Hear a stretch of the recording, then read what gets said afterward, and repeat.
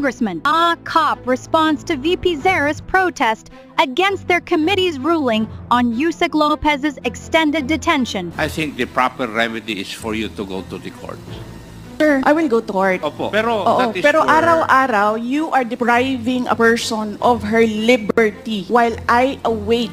That is precisely the point, ma'am. The- If our action of detaining your chief of staff is against the law, I think the proper remedy, and I think you're a lawyer, Yes, sir. the proper remedy is to go to the court.